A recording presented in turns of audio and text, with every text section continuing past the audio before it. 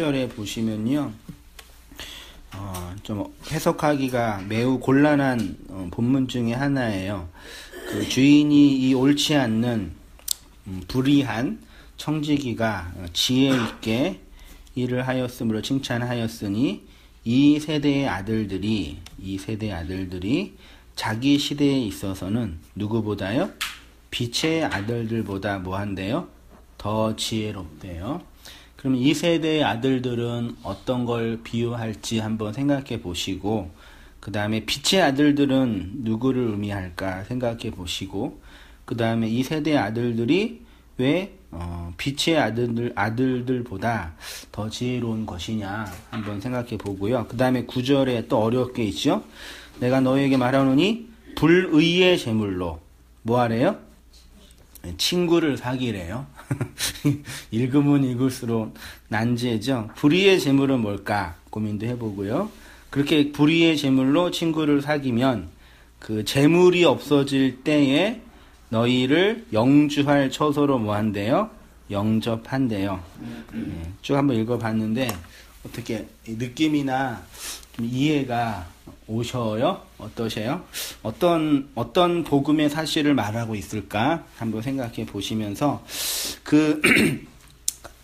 곧바로 그냥 원문 직역 들어갈게요. 좀 집중해서 어렵지만 보세요. 이 세대의 아들들을요, 이제 원문으로 보면, 휘오스, 아이온, 이렇게 되어 있대요. 휘오스는 아들이라는 뜻이고요. 아이온은 중요한 단어인데, 영원, 시대, 세상 뭐 그런 뜻이래요. 밑에 제가 각주 1번에 아이온이라는 단어가 그 2000년 전 헬라 시대에는 이런 뜻으로 사용이 됐다라고 문헌이 말하고 있어요. 그래서 요것들을 직역을 하면 그 영원한 시대의 아들들이 혹은 영원의 아들들이 이렇게 직역하면 좀 되겠으니까 이 세대의 아들들은 그러니까 이 세대 우리가 살고 있는 세상의 아들들이 아니라 영혼의 아들들 이렇게 한번 보시고, 그 다음에 자기 시대에 있어서는요, 에이스, 호, 게네야, 호헤, 아우투 이렇게 되어 있는데, 에이스는 전치사로 어디 안에란 뜻이고, 게네야 이것도 중요해요. 아이오는 영혼이란 뜻이고요. 게네야는 시대, 세대, 세상과 비슷한 의미로 사용이 됐어요. 그래서 한 사람의 시대나 한 세대를 설명할 때 사용된 단어가 게네야, 아버지의 시대, 아들의 세대 할 때 그 세대가 게네야예요. 그러니까 직역을 하면 그 시대 에이스 안에서 이렇게 직역할 수 있고요. 그 다음에 빛의 아들들보다 더 지혜로움이라 있죠. 이게 그 프로니모스, 휘페르, 호휘오스, 호포스로 되어 있는데, 프로니모스 한번 동그라미 해보셔요. 이게 지혜로운 그런 뜻이에요. 성경에서 구원 얻는 지혜. 다 이게 프로니모스예요. 그 다음 휘페르는요, 전치사인데, 어디를 대신하여, 어디를 위하여, 어디 위에, 이렇게 사용이 됐어요. 어떤 장소나 어떤 초월하는 상태를 설명하는 단어가 휘페르라는 단어예요. 그래서 직역을 하면 이 세대의 아들들, 그러니까 이 페이지로 갔어요. 현실의 역사 속에서 초월의 묵시를 깨달은 지혜로운 아들들이 자기 시대의 게네야 안에서는 빛의 아들들의 그 지혜를 대신하여 혹은 빛의 아들들을 위하여 더 지혜롭다. 이렇게 직역을 제가 했어요. 성경에서 빛의 아들들은 어떤 걸 상징하냐면 성도를 상징한대요. 밑에 각주 요한복음 12장 36절을 보시면 너희에게는 아직 빛이 있을 동안에 빛을 믿으라. 그리하면 빛의 아들이 되리라. 예수께서 이 말씀을 하시고 그들을 떠나가서 숨기시니라. 살전 5장 5절에 너희는 다 빛의 아들이요 낮의 아들이라. 우리가 밤이나 어두움에 속하지 아니하니. 그러니까 빛의 아들들은요, 예수 믿는 그리스도인 성도를 상징한다 해도 크게 문제가 안 돼요. 그래서 쉽게 제가 쉽게 이제 직역을, 결론은 요거에 요 말씀 드리려고 이렇게 어렵게 분석을 했는데요. 영원의 아들들을 하나님의 초월과 묵시의 세계라고 한다면, 아까 아이온 있죠? 본문에 보시면 이 세대의 아들들이 아이온이에요. 아이온. 그러니까 이거를 영원의 아들들이라고 직역을 해보고, 이 영원의 아들들을 하나님의 초월과 묵시의 세계라고 한다면, 이 세대의 아들들은 그 묵시가 펼쳐지고 실현되는 현실의 아들들이라고 말할 수 있고요. 그렇게 이 세대를 통해서 영원을 발견한 그것이 빛의 아들들이다. 절 보세요. 어려운 거 이제 이렇게 했어요. 첫째가 한글 성경에 이 세대 아들 있죠? 요걸 아이온이라는 단어로 썼어요. 두 번째가 자기 시대 있죠? 자기 시대. 요거를 게네야라는 단어로 썼어요. 그리고 빛의 아들들이 있어요. 이거 제가 이제 해석을 하는 거예요. 이게 뭐 꼭 맞고 요것만이 진리다, 그게 아니라 제가 연구하면서 이렇게 보는 거니까 한번 보시고 이 해석이 옳은지 그른지 받아들일 수 있을지 없을지 한번 고민해 보시고, 아니면 그냥 그러는지 아셔요. 이거를 이 아이온을 영원이라고 제가 해석을 했어요. 단어에 요거를 이제 묵시라고 할게요. 네, 좀 그냥 들어보세요. 그냥 언제 또 들어보시겠어요, 이런 걸요. 까먹어도 상관없어요. 그 다음에 자기 시대는 이거를 현실이라고 할게요. 네, 뭐 적으셔도 되나?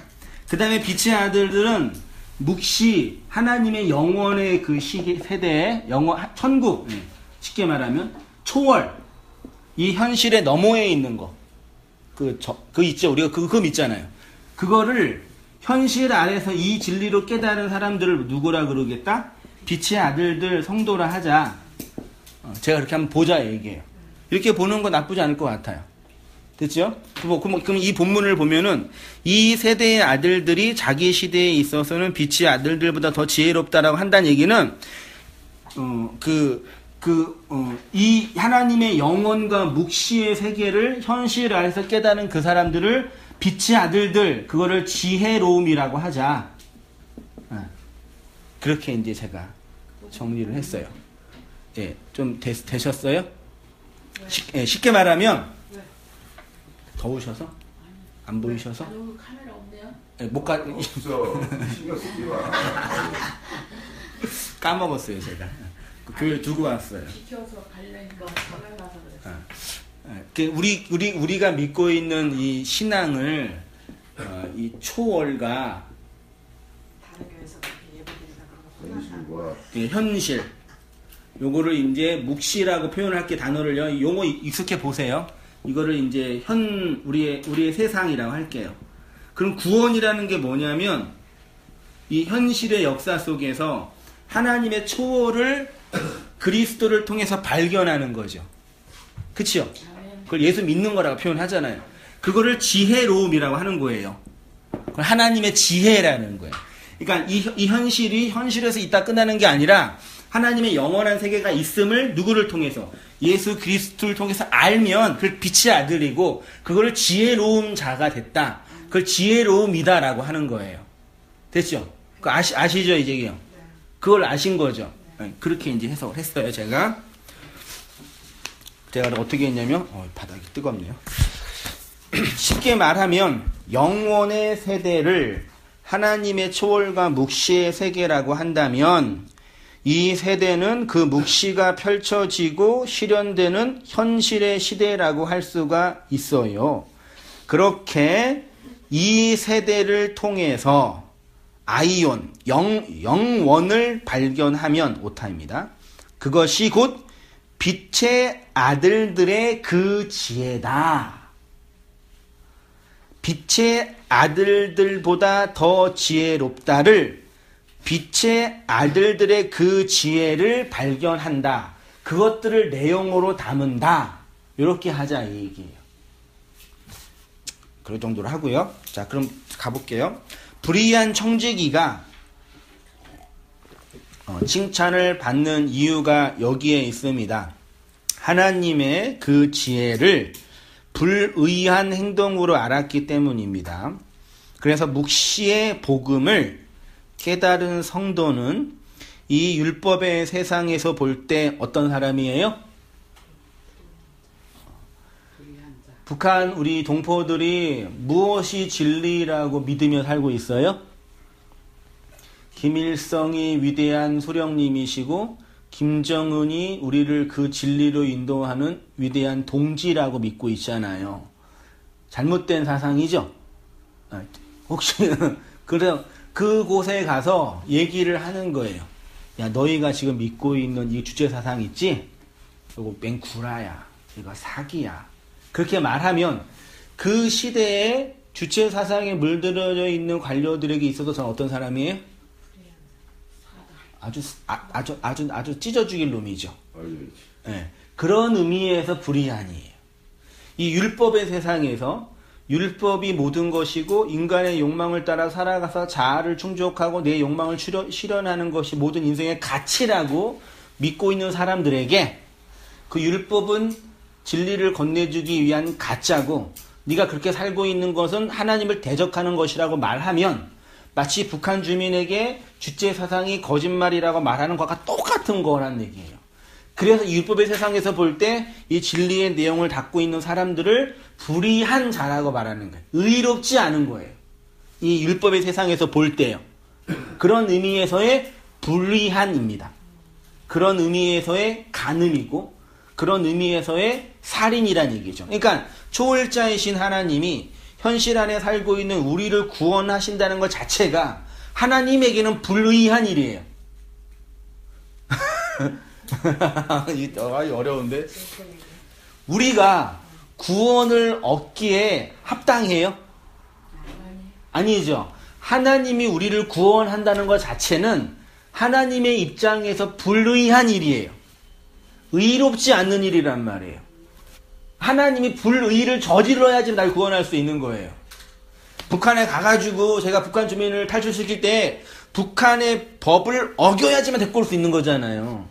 그것처럼 하나님이 이 땅에 살고 있는 우리를 구원하려면 이 땅의 율법을 어겨야지만 되는 거예요. 말하자면요. 그래서 하나님이 스스로 불의한 자가 되신 거예요. 나를 구원하려고. 스스로 만든 율법의 체계를 깨신 거예요. 말하자면요. 하나님 자신의 죽음으로요. 그런 의미에서의 불의한이다. 이게 복음의 내용이고 이게 우리에게 감동이 돼요. 그리고 예수 그리스도라는 대가를 치르셨잖아요. 그게 그 하나님의 불의한 일이란 얘기죠. 나를 살리기 위한 하나님의 일이란 얘기죠. 자, 이렇게 했습니다. 내려오셔서 율법의 세상 체계를 공격하는 은혜의 사상 체계입니다. 북한의 주체 사상의 체계를 공격하는 자유주의 사상처럼 율법의 세상이 볼 때는 불의한 일이 되고요. 성경은 그것을 뭐라 그래요? 그런데요. 지혜라고. 정의를 내가 내렸어요. 그 불의한 일을 통해서 하나님이 하나님의 백성을 구원하신다라는 걸 깨닫고 발견한 사람을 지혜로운 자. 그래서 너희는 뱀처럼 지혜로워라. 구원은 하나님의 지혜다라고 성경이 증언하고 있는 겁니다. 더더군다나 세상이 이해할 수 없는 지혜. 성경이 우리에게 말하는 지혜가 바로 이러한 지혜입니다. 그래서 이 세상에 속한 자에게는 이해될 수 없는 지혜이고요. 이 세상의 보편으로는 도무지 받을 수 없는 지혜이며 해석할 수 없는 지혜입니다.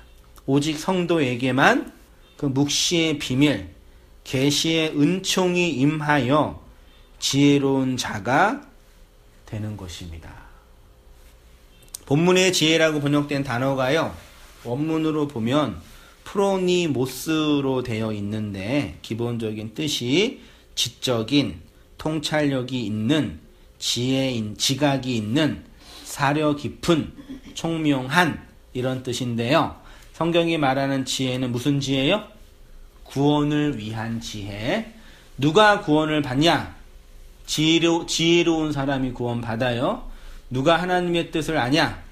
지혜로운 자가 하나님의 뜻을 알아요. 누가 하나님의 마음을 아냐? 지혜로운 자가 하나님의 마음을 알아요. 그래서 마태복음 7장 24절 있죠? 같이 한번 읽어보시겠습니다.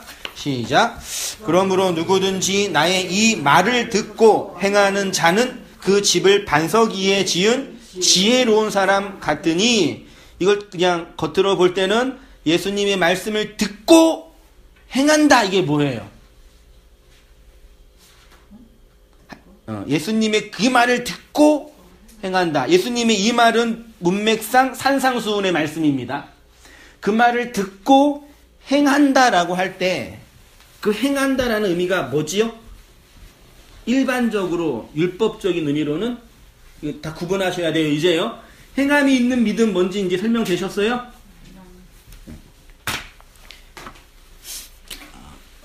지금 본문에 보면 말을 듣고 뭐예요? 행함. 그냥 이거 그냥 예수님이 너 사랑해, 이웃을 사랑해 라고 명령했으면 그걸 듣고 그러면 사랑하는 거죠. 사랑이 뭔데? 고민하죠. 그러면 순종해, 그러면 그 말 듣고 순종하는 거죠.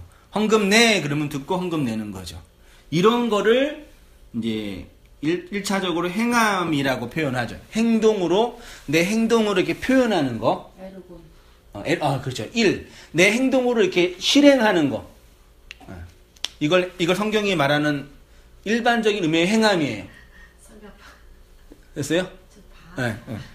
행함이에요. 근데 요거 중요해요. 왜요? 듣고 계시는데, 이거 행함이에요. 근데 이런 의미의 행함이 아니라 이제 복음이 말하는 성경에 감추어진 비밀. 한세인 목사가 정말 전하고 싶은, 우리가 나누고 싶은 그 내용은 뭐냐면, 이 말은, 하나님의 그 말은 로고스죠. 로고스는 레마라는 내용으로 담고 있어야 되죠. 말하자면, 비유를 하자면 레마는 감추어진 내용이에요. 로고스는 드러난 껍데기란 말이에요. 이 껍데기를 통해서 그 내용을 마음에 담고 있어야 돼요. 그러면 그거를 듣는 거다라고 하는 거예요. 듣다라는 얘기가 겉으로 물리적으로 드러난 게 듣는 게 아니라 들리는 거예요. 그게 이해가 되는 거예요. 그 이심전심으로 이해되면, 그러면 내 안에 그 레마라는 하나님의 말씀의 말은, 언어는 일반적으로 말은요, 마음을 이렇게 형상화하는 게 언어예요. 말하는 게 되게 중요해요. 말 막 하면 안 돼. 그래서요. 내 마음을 형상화하고 또 그 말이 내 마음을 만들고, 이게 서로 관계가 있어요. 옛날에는 권사님 언제 머리가 아프셔요? 응? 갑자기 요새 안 아픈 거. 요즘 괜찮아요? 요새 불면증 없으셔요? 아프고 신경 쓸 때. 그치요? 마음속에 스트레스가 있을 때 육체라는 머리가 아파요. 반대도 있어요. 머리가 아프면 마음이 우울해져요. 그러니까 정신이 중요하냐 육체가 중요하냐 할 때 이게 관련이 있는 거예요. 내가 막 좋은 말을 하면 마음이 따뜻해져요. 마음이 따뜻하면 좋은 말을 해요. 그래서 옛날에는 영혼이 육체의, 그러니까 육체가 영혼의 감옥이라고 생각했어요. 육체는 하찮은 거, 영혼은 귀한 거. 이 영혼이 육체에 들어와서 감옥에 갇혀 있다고 생각했어요. 요즘 어떤 말이 있냐면 영혼이 육체의 감옥이라 그래요. 이 영혼이 인간의 몸의 감옥이래요. 그러니까 뭘 말하는 거냐면, 내가 마음속에, 보이지 않는 마음속에 어떤 게 있냐가 육체로 반영이 되는 거잖아요. 그럼 육체가 중요해요? 마음이 중요해요? 할 때 옛날에는 마음이 중요하고 영혼이 중요하고 육체는 하찮은 거다라고 여겼잖아요. 근데 요즘에는 이게 그렇게 안 봐요. 그러니까 내 마음 속에 있는 그 마음의 상태가 뭘로 표출되냐면 언어로 나와요. 그렇죠? 근데 그 언어는 또 내 마음의 그 상태를 증명하는 거예요. 그 옛날에는 스트레스를 받으면 머리가 아팠는데 지금은 머리가 아프면 스트레스를 받는 거예요. 뭐가 먼저인지는 모르죠. 그것처럼 그러면 이제 하나님의 그 말씀이 레마로, 말로, 언어로, 생명으로, 힘으로 내 안에 있으면 내 안에 들어와서 어떤 일을 행할 거 아니에요. 그거를 히브리어로 포이에오라 그래요. 이 포이에오를 그 구약의 언어로 뭐라 갑자기 아싸라 그래요. 아사. 이게 뭐냐면 말씀이 내 안에 들어와 그 말씀이 행해가는 과정. 여자의 자궁에 씨가 들어와 그 태아가 자라지요. 그거를 포이에오라고 하는 거예요. 그래서 태아가 자라면 엄마가 아이를 키워요? 아이가 엄마를 키워요? 당연히 엄마가 아이를 키우죠. 근데 시간이 지나면 이 아이가 엄마를 뭐해요? 막 조종해요. 저거 먹지 마요. 그런 데 가면 안 돼요. 내가 먹고 싶은 거는 이거니까 다른 건 토해요. 그리고 심지어 호르몬도 조절하고 다 조장해요, 엄마를. 그리고 이 생명이 원하는 대로 이끌어가는 거예요. 그거를 하나님의 말씀이 우리 안에서 포이에오, 행하는 거예요. 그렇게 된 사람을 반석을 집 위에 지은 지혜로운 사람이라고 하는 거예요. 이해되셔죠? 그러면 성도의 실존 안에는 뭐가 있냐면 우리의 경험 안에는 예수의 그 로고스의 그 말이 레마로 성령으로 진리로 영으로 내 안에 들어와서 내 안에 무엇인가 행하고 있는 일들이 있는 거란 말이에요. 네. 이루어지고 있는 일들이 있어요. 근데 그게 뭔지를 몰랐는데 누군가가 나와서 성경을 통해서 지금 권사님 마음속에 진행되고 있는 그 일은 이런 일들이잖아요. 얘기해주면 내 안에 있는 그 생명이 증명되는 거죠. 그걸 구원이라고 하는 거예요. 이 놀라운 이 복음의 내용은. 예. 근데 이걸 내 안에 생명이 없는 사람, 태아가 없는 사람은 밖에서 들리는 얘기를 들어도 무슨 말인지 이해 못 하겠죠. 반대로 이게 있는데 밖에 이상한 얘기를 들리면 그걸 거짓말이라고 하는 거예요. 쓸데없는 얘기라. 이런 생명의 측면에서. 오늘날 교회의 문제를 한번 보셔요. 이 생명이 진짜 있는 성도들은 그냥 그 생명을 따라 살겠죠. 어디선가. 아무도 모르게. 조용히. 교회 다니기도 하고, 안 다니기도 하고, 왔다 갔다 하기도 하고, 어쨌든 있을 거죠. 근데 교회라는 구조는 뭐예요? 이게 조직체가 돼버렸잖아요. 권력체가 돼버린 거예요. 조직체. 그래서 교회라는 조직을 운영하기 위해 교회가, 성도가 필요한 거예요. 그러니까 지금 이 우리나라의 보수 세력, 물론 깨어있는 보수도 있지만, 꼴통 보수 분들이 뭐가 문제냐면, 국가가 뭐예요? 국가가 대한민국이에요? 아니면 행정부예요? 아니면 군대예요? 아니면 삼성이에요? 국가가 뭐예요? 헌법 1조 1항에 국가는 국민이래요. 그러니까 국민이 국가예요. 옛날에는 짐이 국가라 그랬잖아요. 이게 이 민주공화국에서는 국민이 국가란 말이에요. 근데 여전히 율법 보수주의 분들의 틀은요. 이게 국가가 아니라 어떤 틀, 대한민국의 틀, 조직체, 요걸 국가라 그러는 거예요. 바보 멍충이들. 그러니까 이 국민이 이 조직을 위해서 죽어야 된다 그러는 거예요. 항상 힘들 때는 여러분이 국가를 위해서 헌신해야 된다 그러잖아요. 교회도 똑같지 않나요? 여러분이 교회를 위해서 헌신해야 된다 그러는 거예요. 내 자신이 교회인데, 내가 교회로 살아가는 건데, 왜 교회를 위해서 헌신하는 이게 이해가 안 되는데, 이렇게 세뇌가 돼가지고, 교회는 큰 건물에 들어가서 성전이라고 하는 곳에 내가 헌신하고, 이걸 그 교회라 그러는 거예요. 내가 하나님의 백성으로 일상을 살고, 바쁘고 분주하게 내 일상을 꾸려가는 이게 자체가 교회로서 존재하는 건데. 그러니까 지켜 행하라 이것도 다 포이에오잖아요. 네. 그러니까 저도 요한일서 그거를 알았을 때 진짜 너무나 자유롭고 기쁘고 그랬는데 저쪽에서 떠나올 때 그 목사님이 그거 갖고 와가지고 저한테 그 전날 그거를 제가 알았는데 그 다음날 갖고 와서 그거 저한테 들이대면서 이거 율법 가지고 엄청 저하고 싸웠으니까 그럼 이거 지켜 행하라 그랬는데 이거를 뭐 어떻게 보냐 뭐 이런 식으로. 그러니까 여전히 율법적 틀 안에서 세상을 보는 거죠. 그게 안 깨지면 틀이 안 깨지면 이게 안 보여요. 그 깨져야 되는 거예요. 그리고 깨지게 돼요. 생명이 나한테 들어오니까요. 그거는 어떻게 할 수가 없어요. 깨지세요 집사님. 이걸 깨달아서 막 얘기해도 그 생명이 없으면 아무리 얘기해도 못 알아두시는 거고 있으면 그게 그건지 이해되는 거죠. 물론 이제 가르침의 과정 속에 진리를 전하는 과정 속에서 차근차근 이렇게 배워가는 과정은 있어요. 그래서 우리가 그런 마음으로 이게 성도들을 대하고 형제들을 대하고 다른 사람들을 대하는 그런 태도가 필요한 거예요. 잘 가르쳐서. 왜요? 정확한 얘기를 하니까 왜 이렇게 말이 잘 나와 어저께? 잘 나와요. 하도 반대로 했는데 내가 이제 그 영을 갖고 얘기를 한 거야. 언니 이게 보여지는 대로 그럼 언니 손도 다 잘라야 돼. 언니 오른손 저번에 자른 것도 그 얘기를 한 거야 내가.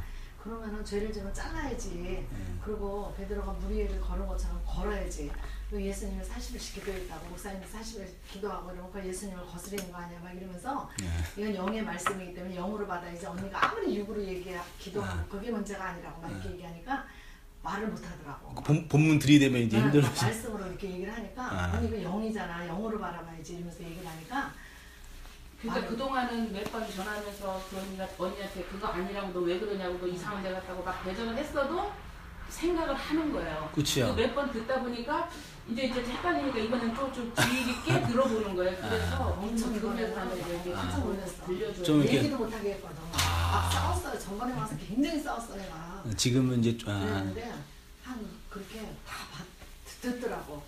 아 알았어 이러면서. 언니 이거 알았어. 바보가 아닌 이상은 중요한 거야 언니. 우리 여태까지 신앙생활을 헛된 거야. 언니 정신을 똑바로 차려. 내가 언니니까 얘기하는 거야. 이러면서 영이야 영 이러면서 막 하니까 그러니까 현실에서 일어나지 않잖아 언니. 그러면 언니 나도 다 부자 됐어야지. 11천 그렇게 많이 바쳤는데 왜 언니 거부가 안 됐어. 맨날 거부되게 해달라는 기도 얼마나 많이 했어. 그래서 쭉 얘기를 하니까 말을 못하는 거야. 알았어 그렇지 영이지. 하나님 말씀은 영이지 하면서 그러니까 그것만 해도 성공한 것 같아. 그러니까 내 식구가 우선 중요하더라고. 예, 차근차근 지혜롭게 사력 있게 또 지속적으로 절실은 안 그렇지만 편한데. 오늘 유난히 잘 보이는 곳에 계셔가지고 또 옆에 계시면 안 보이시는데.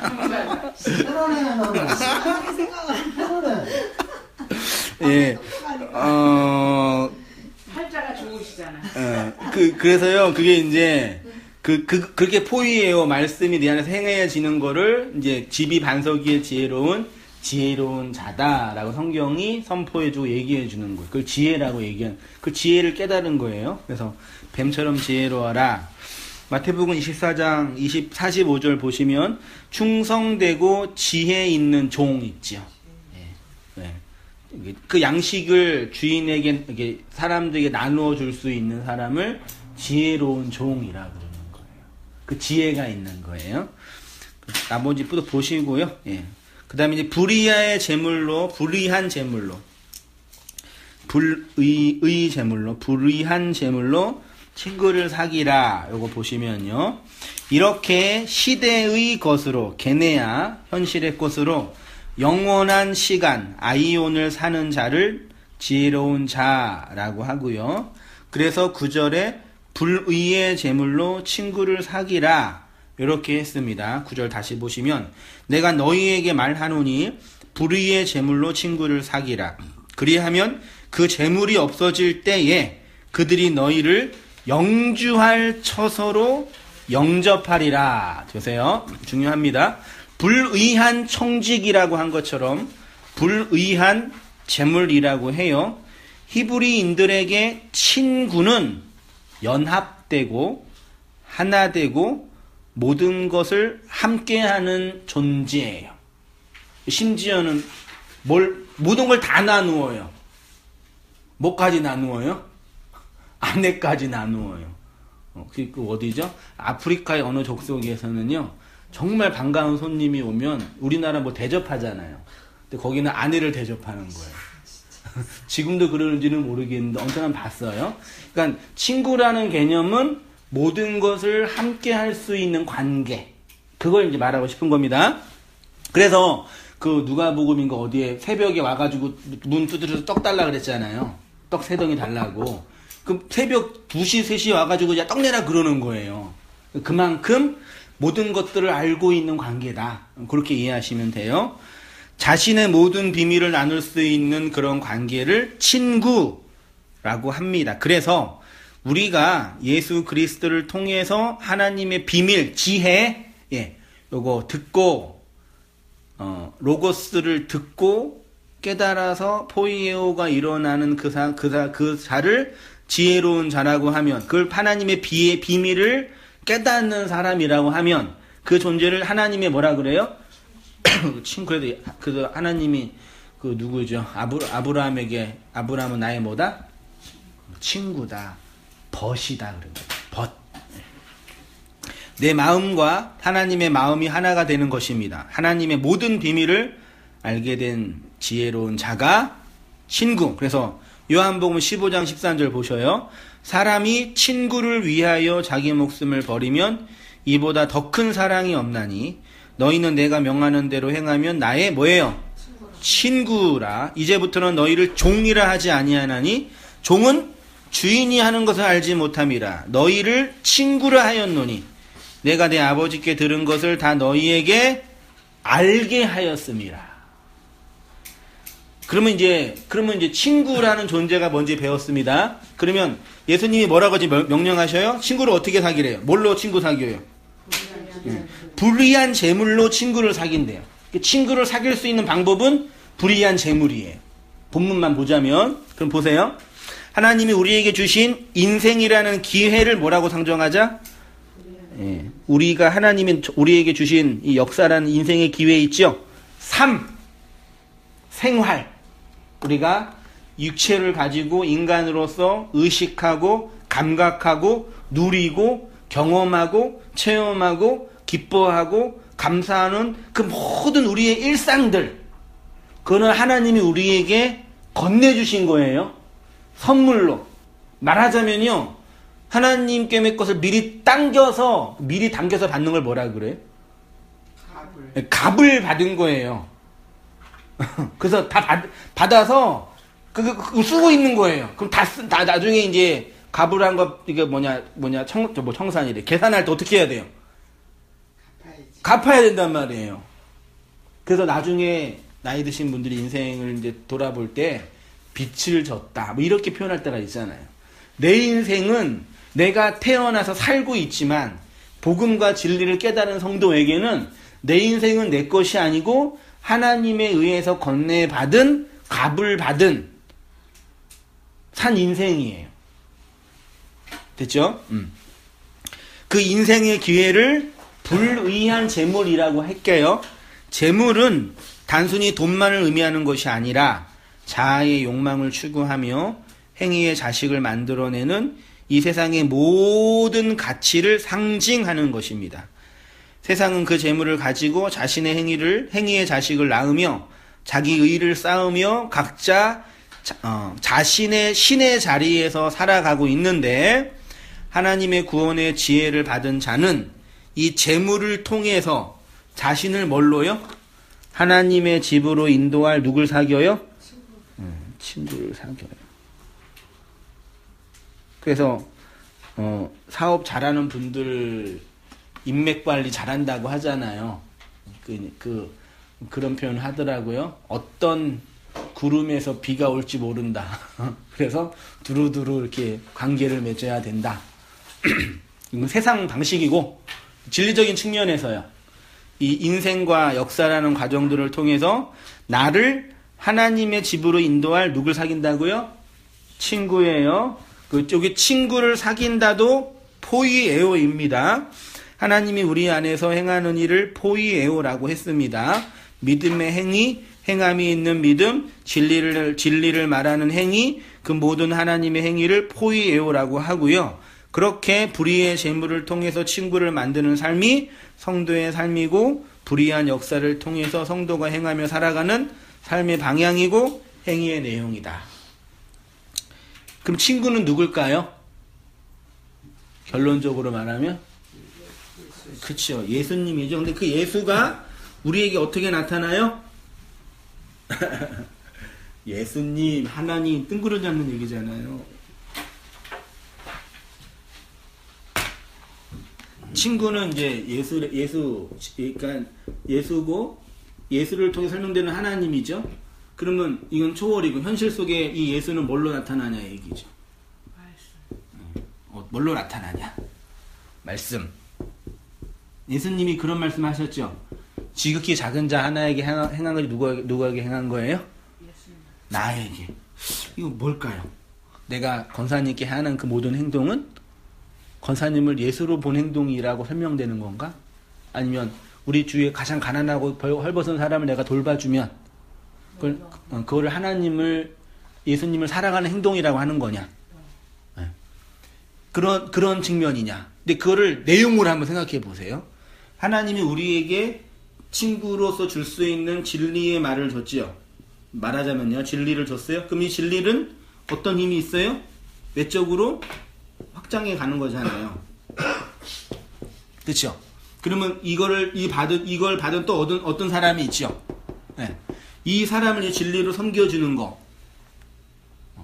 그게 예수를 섬기는 삶이라고 하는 거예요. 말하자면요.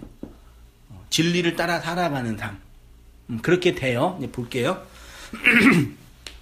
불의한 재물은 역사 속에서 반드시 뭐해요? 사라집니다. 하나님이 한시적으로 우리에게 주신 기회들이기 때문입니다. 이 재물로 친구를 만들어내지 못하면 그 재물이 없어질 때에 우리가 거주할 집이 없게 됩니다. 그래서 오늘날 한국인들은 열심히 돈 벌면 뭐 사요? 집 사잖아요. 성경적인 거가 그게? 불의한 재물로 그 재물로 친구를 만들어내지 못하면 그 재물이 없어질 때 우리가 거주할 집이 없게 돼요.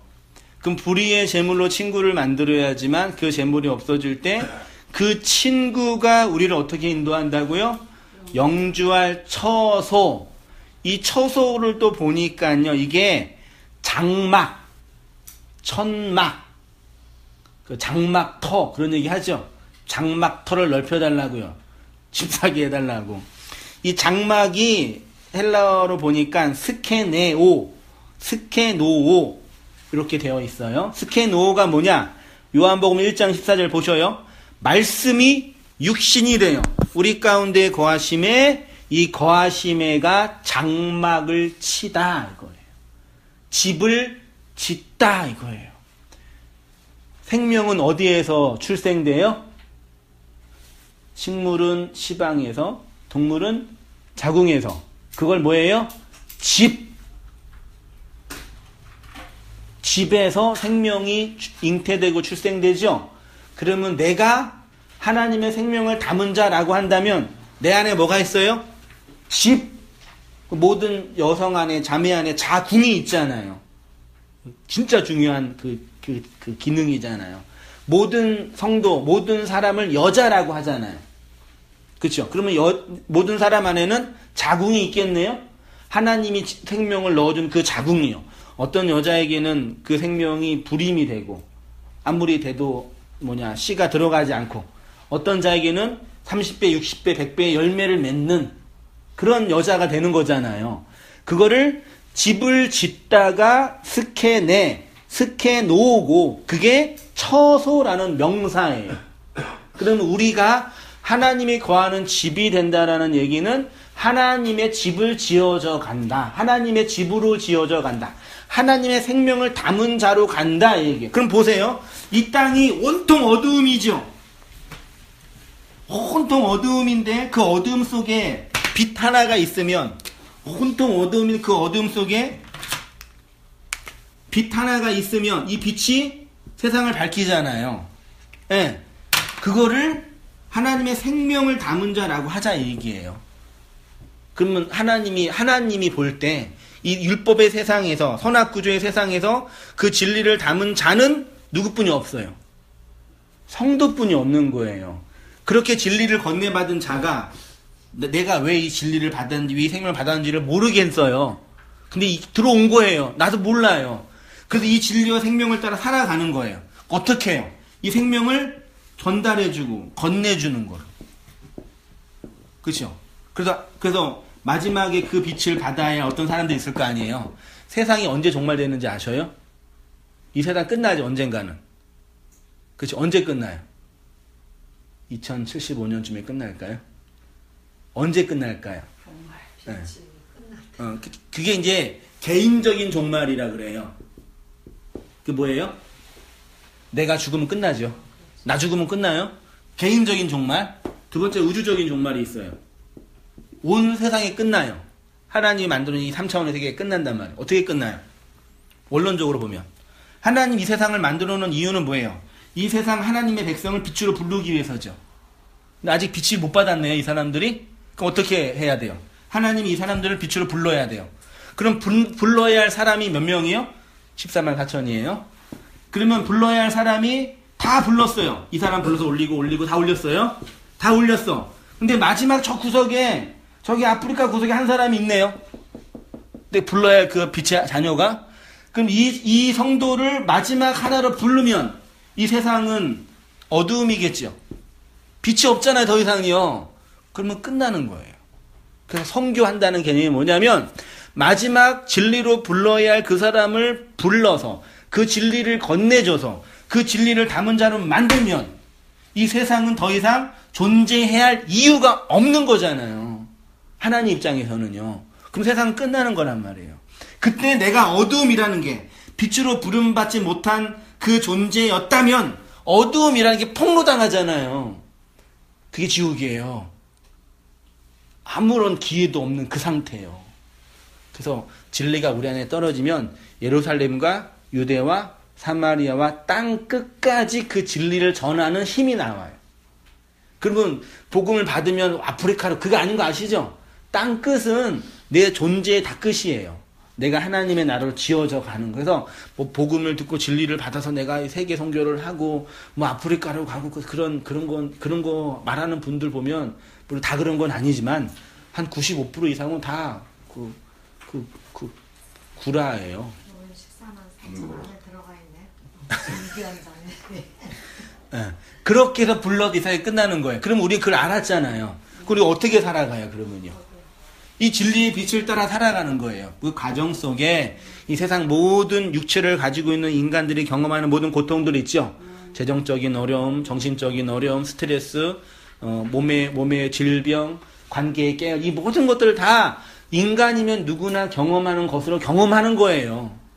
그러니까 우리가 힘든 일을 당할 때 기도 막 하잖아요. 하나님 도와주세요. 근데 그거는요, 하나님 입장에서 볼 때는 어떤 입장이냐면 그거는 인간이면 누구나 다 당하는 어려움들 중에 하나인데 그게 너한테 떨어진 거야. 그거가 된 거예요. 그렇죠? 물론 기도해서 심리적으로 위로는 얻을 수 있어요. 어느 순간 정도는요. 위로는 돼요. 너무 힘들 때 누군가가 찾아와서 격려해주고 지지해주고 후원해주면 힘이 나잖아요. 그런 측면의 위로는 필요해요. 근데 하나님이 그 내용 자체를 바꾸셔서 내가 막 기도한다고 이게 막 바뀌어지고 나은 병이 없어지고 막 돈이 더 생기고 그러는 거 아니란 말이에요. 그거는 인간이면 누군가나 겪는 어떤 일 중에 하나가 나한테 온 거예요. 근데 그렇게 이제 겪는 것 중에 인간이 경험하는 고통 중에 가장 큰 고통이 있고 참을 만한 고통이 있는 거죠. 다만 인간적인 바람은 너무 어려운 고통이 안 왔으면 좋겠다라는 바람은 있는 거죠. 왜? 아프니까요. 그거는 있는 거죠. 근데 그렇다고 이 모든 것들은 하나님이 허락하지 않는 것은 허락하지 않는 것이 온 거에 아니다는 얘기죠. 이거 가지고 뭐 어려운 일이 당할 때 하나님이 너를 선하게 인도하려는 어떤 과정이다. 뭐 틀린 말은 아니죠. 더 좋은 것을 주기 위해서 시험하신 것이다. 이렇게 막 그렇게 표현하면서 이제 하는 거예요. 그거는 이제 그걸 왜곡된 말이라고 이제 말하는 거죠. 하나님의 장막 있죠. 그래서 하나님의 구원의 계획은요, 우리를 하나님이 거하시는 집으로, 하나님의 생명을 담은 그 진리의 빛으로 부르는 거예요. 큰일 난 거예요, 그러니까. 그래서 말씀이 육신이 되어 우리 가운데 거하심에, 계시록 7장 15절 보이셔요? 그러므로 그들이 하나님의 보좌 앞에 있고 또 그의 성전에서 밤낮 하나님을 섬김에 보좌에 앉으신 이가 그들을 위해 장막을 치니라. 집 짓는 거예요. 계시록 21장 3절 성경 끝장입니다. 내가 들으니 보좌에서 큰 음성이 나서 가로되 보라 하나님의 장막이 사람들과 함께 거하시매 하나님이 저희와 함께 거하시리니 저희는 하나님의 백성이 되고 하나님은 친히 저희와 함께 계셔서. 이게 복음이고 복음의 결론이에요. 이거 그 이상도 없습니다. 구원은 받고 이제 이 땅에서 복 받아야 되니까 그거 하자. 그 말도 안 되는 구원 교리예요. 이미 구원은 따놓은 당산이고 구원의 확신도 있으니까 이제 뭐 하며 살아요? 열심히 섬기면서 상급 받을 준비하는 거예요. 그러니까 이 땅에 사는 인간들의 욕망 계속 부추기면서 살게 만드는 거예요. 요한복음 1장 14절에서 거하시메가 장막을 치다 하나님의 집 짓다 인 스케노입니다. 그래서 바울이 어떤 일을 하며 살았어요? 바울의 투잡. 장막. 그래서 선교 활동하면서 돈이 없으니까 직업 활동했다고 얘기하는데 그 말도 안 되는 얘기고요. 아니 진짜 돈을 좀 재정이 어려우니까 투잡한 게 아니라 그 바울이 하는 그 일 자체가 집을 짓는 일이라는 얘기예요. 그 자주장사 루디아가 그 장막 짓는 업을 했다고 했잖아요. 네. 그거를 바울이 도와준 거예요. 그렇죠. 그 설명하는 거, 집 짓는 그 일을 설명해 주는 거죠. 그거를 이제 이야기로 만들어 놓고 옷장사 그래서 옷가게 루디아 옷가게 많이 있지. 한번 나쁘진 않아요. 뭐 좋은 얘기니까. 그 의미로 내용으로 이해해야죠. 초대교회 성도들이 이렇게 하나님의 장막을 이렇게 지으면서 하나님 일을 했구나. 그렇게 보시면 되는 거죠. 요한복음 14장 1절 보셔요. 너희는 마음에 근심하지 말라. 하나님을 믿으니 또 나를 믿으라. 내 아버지 집에 거할 곳이 많도다. 아버지 집이 어디 있어요? 저기가 아니라 우리 안에 하나님의 집이에요. 우리가요. 그렇지 않으면 너희에게 일렀느니라. 내가 너희를 위하여 거처를 예비하러 가노니 가서 너희를 위하여 거처를 예비하면 내가 다시 와서 너희를 내게로 영접하여 나 있는 곳에 너희도 있게. 이게 예수님이 좋은 집으로 금은보화가 가득한 궁궐로 우리를 인도한다는 얘기가 아니라 내가 너희를 하나님의 집으로 지을게. 근데 육체로 안고 있는 나는 너희 안에 못 들어가. 내가 그래서 가서 죽고 영으로 그 진리의 말로 너희한테 올게. 그 언약을 얘기하는 거라니까. 예수님이 제자들을 위하여 예비하러 가신 그 거처는 요한복음의 종말 강화는 예수님이 죽고 부활하여 이제 성령이 행하시는 일에 대한 예고입니다. 그래서 성령이 행하는, 그래서 그 성령이 행하잖아요. 이렇게 신학교에서 목회 수업을 받은 목사만 말하는 게 아니라 여러분의 성도님들의 가족, 친지들에게 그 진리를 전하잖아요. 그게 목사이기 때문에 할 수 있는 거예요? 아니잖아요. 내가 그 성령을 받았으니까 누구나 어떤 사람에게 그 진리가 필요한 자들에게 생명을 건네줄 수 있는 존재가 되는 거라니까. 놀라운 일이에요, 이게요. 이 경청동지할 자다가도 일어날 이 일이란 말이에요. 그러니까는 이 미정연이가 서울 어딘가에서 듣고 네. 저한테 전하고 또 저도 이렇게 전하고. 네. 그게 흘러가는 거라니까요. 흘러가는데 인간이 사는 곳이니까 좀 모임도 만들고 조직도 만들고 또 주위 이상한 사람들 많이 있고 지가 막 진리를 깨닫다 하는 사람이 있는데 좀 최소한 검증을 해보자. 신학교도 만들고 또 협리도 하고 그렇게 해서 만든 게 인간의 조직들이에요. 그 조직 자체를 위해서 운영되는 게 아니니까 그 제가 구역이나 조직 소그룹에 대한 전 되게 좋은 상이 있어요. 소그룹 모임을 잘해서 모임을 만드는 거. 근데 한국교회 구역은 왜 있어요? 성도를 관리하고 교회를 운영하려고 그러는 거예요. 그래서 조직을 만들잖아요. 근데 그거는 조직의 목적과 아무런 관계가 없어요. 그러니까 이 조직은 나를 위해서 존재하는 거지. 물론 여러 가지 고민도 있지만요. 요한복음의 종말 강화는 했죠. 좀 그러면 그 집은 곧 예수님의 말씀을 받은 교회가 하나님이 거하시는 집이 된다는 것이고요. 그 일을 성령님이 행하신다는 것이고요. 우리가 예수님을 믿으면 이 세상보다 더 좋은 집에 들어간다는 개념이 아닙니다. 바울은 이 집을 역사 속에서 지어져가는 뭐라고 설명했어요? 교회. 이 교회가 그래서 되게 중요해요. 그동안 우리가 생각했던 교회는요, 그냥 왜곡된 보수 세력들이 만든 국가. 그러니까 직접 민주 이런 광화문에서 모여서 우리 국민들이 자기의 의견을 표현하고 란 그거는요. 우리나라가 50년 동안 그 피를 흘리면서 지켜왔던 그 민주주의의 표현의 작은 어떤 상이에요.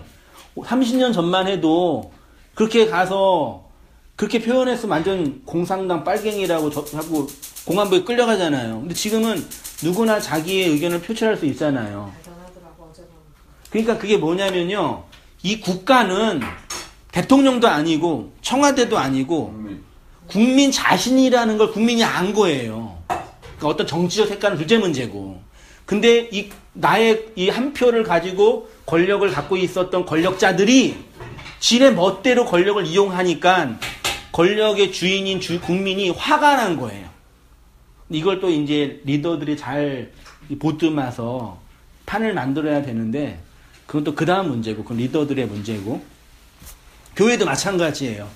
똑같아요. 교회는 담임 목사나 당회가 만드는 조직체가 아니에요. 그렇죠? 심지어 목사를 섬겨야 되고 봉양해야 되고 공경해야 되고 그럼 말도 안 되는 얘기.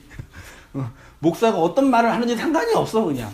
목사가 화장실 청소해주고 사례비 조금 받고 자가용 안 몰고 봉고차 몰고 다니면 어우 뛰어난 목사님이라고 칭찬해주고 반대로 목사가 막 큰 차 몰고 뭐 하면 나쁜 목사라고 비난하고 그 사람의 행동으로만 판단하는 거잖아요. 내용이 뭔지 모르는 거예요. 그러니까 성도 자신이 교회고요. 그 교회가 모여서 공동체를 만들어서 그 교회로서의 존재를 지지해주고 후원해주고 그러니까 이 모임은요. 이 말씀 나는 모임은요. 온땅교회라는 조직을 위해서 막 헌신해야 되고 막 그 운영하기 위한 게 아니라 하나님 우리에게 넣어준 그 생명을 표현하고 증명하고 배우고 나누는 장이에요. 그렇죠?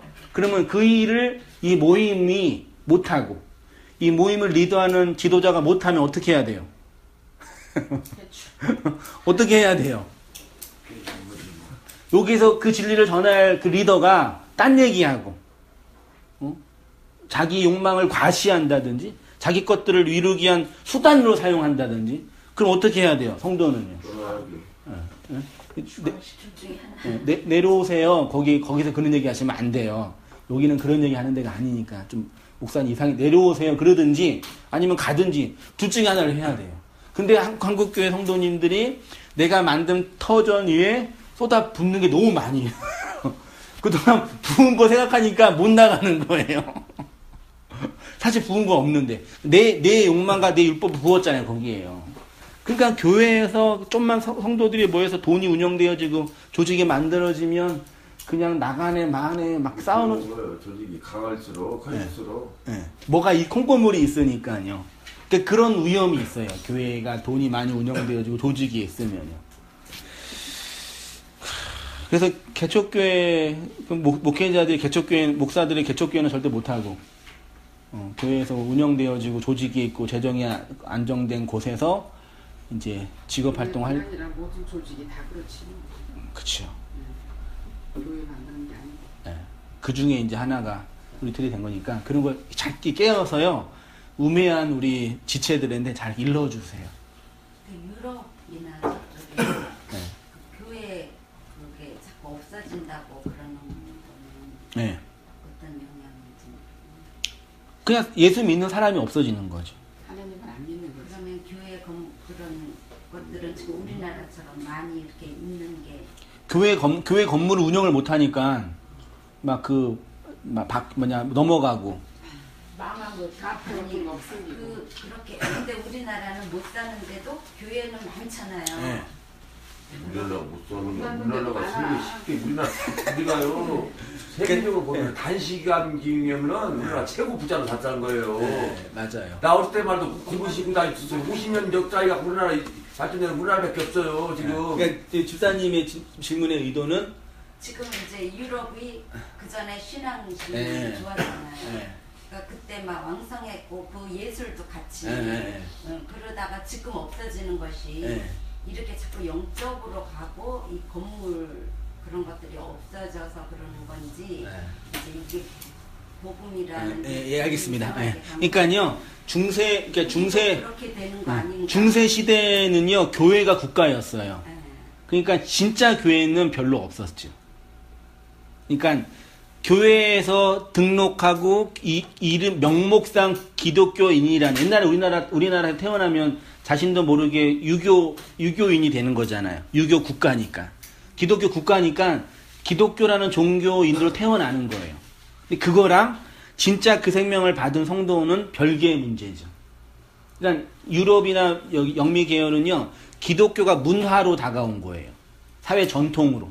우리나라 어렸을 때 그냥 자연스럽게 토속 신앙에 물들고 뭐 점도 보고 그 무당 하는 것처럼 그게 자연스러운 전통처럼 되어 있잖아요.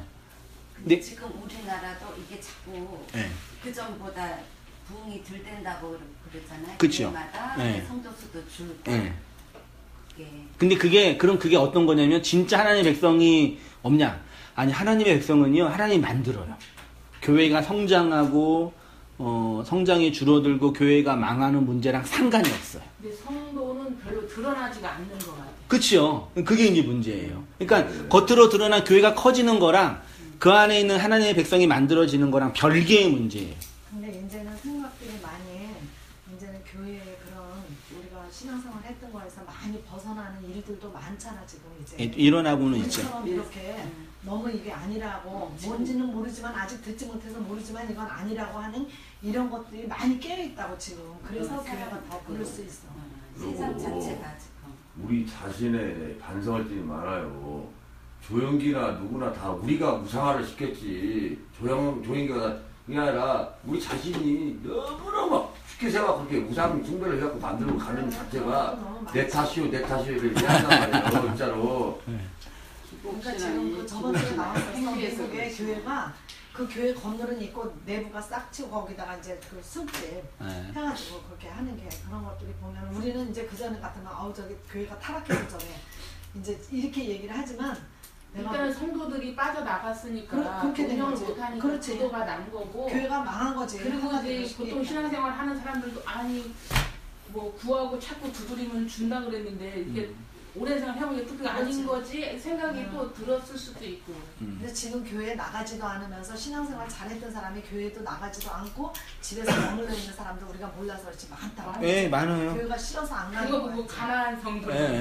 너무 많아. 집에서 그래도 나름대로 그 사람들도 이렇게 말씀도 보고. 그쵸. 그러니까 인터넷도 찾고 요즘 인터넷이 잘 돼 있으니까요. 설교 들으면서 고민하는 분들이 너무 많아요. 맞아. 그러니까 기존 교회 뛰어가는 상태지. 네, 그런 의미에서 그러니까 교회 조직과 성도의 개별적인 영성은 별개의 문제라는 얘기죠. 맞아. 교회 조직을 운영하는 거랑 성도가 하나님의 말씀을 받고 그러니까 물론 이제 교회 운영하는 측면에서는요. 이 조직이 성도의 개별적인 영성을 도와주고 보필해주고 지지해주는 차원의 조직이면 제일 좋아요.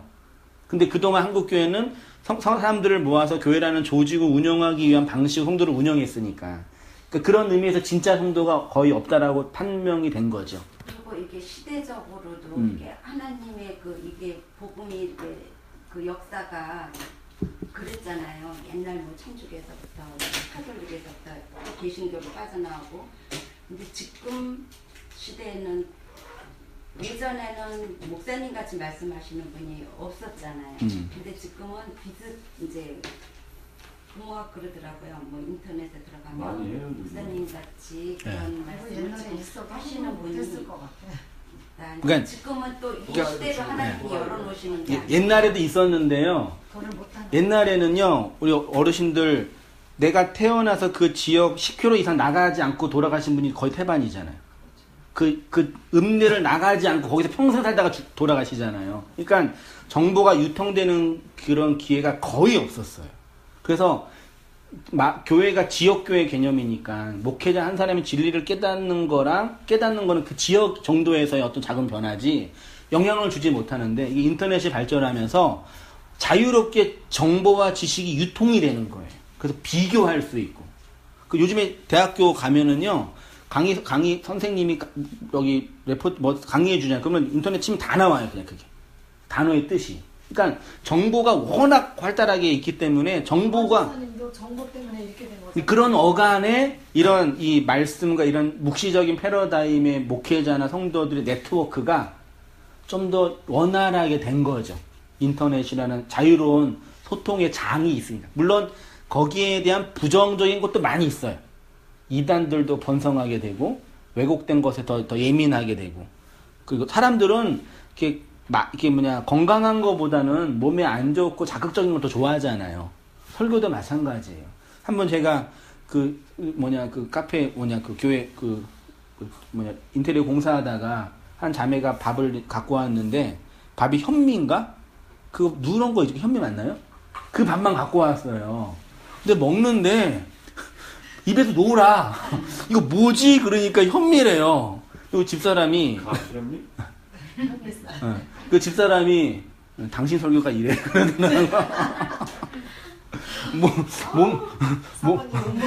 몸에는 좋은데 이게 입에 암만 빡 도는 거예요. 몸에는 좋은 줄 알아. 그러니까 그런 측면에서 이게 쉽게 접하지 못하고 접해도 먹기가 만만치 않은 그런 이게 말씀이니까 그런 측면의 어려움은 있지만 여전히 말씀을 찾고 말씀 때문에 고민하고 있는 성도들에게는 충분히 노력하면 말씀을 들을 수 있는 장은 충분히 있어요. 저는 그거랑 함께 이제 인터넷을 개인적으로 신앙생활을 하는 사람 안에 있는 그런 약점도 있거든요. 그리고 진리라는 걸 오해할 수 있는 요소가 너무 많이 있고 혼자 그냥 진리가 됐대. 누구 얘기도 안 듣고 진리로 산대요, 지가. 말하자면. 근데 그거를 우리의 역사 안에서 관계를 맺고 소통을 하고 표출을 하고 어떤 사람이든지요. 나 혼자 깨달은 진리가 있잖아요. 나 혼자 깨닫고 누구랑 소통하지 않으면 어떤 사람이 돼요? 미친 사람이 돼요. 누구랑 소통이 안 되면요. 그게 진리라고 해도. 그러니까 오늘 공부하겠지만 진리는요. 이거 보잖아요. 그리스도 예수는 함께 지어져 가요. 여기 함께는 뭐냐면요. 세 가지 측면의 함께예요. 요것만 마치고 정리할게요. 그러니까 함께라는 게 뭐냐면 첫째는 인간과 누구예요? 하나님이죠. 네. 내가 하나님과 연합되잖아요. 그 하나 되게 하는 연합이 뭐예요? 성령님이죠. 그쵸? 함께. 두 번째는 나의 옛자 율법의 자아와 나의 세자가 하나가 되죠. 함께. 그 다음에 중요한 거 나와 누구요? 너. 나 말고 모든 걸 너잖아요. 요걸 하나로 만들어요. 요걸 우리라 그래요. 그 우리라는 단어가 되게 좋은 단어예요. 우리 엄마, 우리 아빠, 우리 목사, 우리 성도. 그러니까 이게 원론적으로 논리적으로 성령에 의해서 인간과 하나님이 하나가 되는 원론은 이렇게 나타나요. 나의 옛자와 세자. 그래서 진리가 떨어지면 나의 옛자를 뭐 해야 돼요? 용서해야 돼요. 내가 나를 용서해야 돼요. 과거의 율법 안에 갇혀서 율법의 아래에서 살았던 그 나 있죠? 용서 안 돼요. 상처투성이라니까 얘는요. 용서 안 돼요. 근데 새로운 자가 오면 얘를 용서해요. 내가 나를. 사람들 의외로요. 자기 자신을 용서 못해요. 그러니까 누군가를 사랑하지 못하는 이유 중에 하나는요. 나를 용서하지 못해서 그래요. 자존감 없는 사람은요. 사랑 못해요. 누구 배려 못해요. 이거예요. 나의 옛자와 세자와 하나가 됩니다. 그거는 나와 너 나와 다른 모든 사람 타자가 이 진리로 하나가 돼요. 어떻게? 내가 너에게 이 진리를 건네주잖아요. 내 안에 있는 그 진리를요. 누구 게 아니잖아요. 그래서 그게 하나가 되는 거예요. 그거를 오늘 성경 본문에서 교회로 함께, 이게 교회의 의미예요. 이 놀라운 복음의 의미인데 이거를 교회 조직으로만 운영하려고 그러니까. 이게 교회예요. 그래서 이 교회로 살아가는 거예요. 모이기도 하고 흩어지기도 하고 각각 개별적으로 전도를 위해서 교회 운영을 위해서 돈도 내고 모여서 함께 하고 또 뭐 하면 또 가서 또 흩어지고 나서 더 세우고 그게 가는 거예요. 근데 이거 교회가 리더십 중심 모여서 우리끼리 해가지고 하자고. 그래서 교인 많이 모인 목사는 위대한 목사, 뛰어난 목사, 능력의 종 하도 많이 들어가지고 뭐 조그만 개척교회 목사는 뭐 그러면 무능의 종이에요. 그러니까 그 잠언에 보면 과도히 아껴도 가난해진다 이런 말씀이 있잖아요. 그러니까 말씀을 하나님께 받으면 나누면 그게 나눠줘야 된다니까. 그러니까요. 아끼면 내 거 안 돼. 근데 나눠지게 돼. 내 안에서 막 이게 막 성령이 막 저기가 그렇게 하라고 내가 살아 있는 거예요. 돈도 벌고 생활도 하는 거 그렇게 하라고.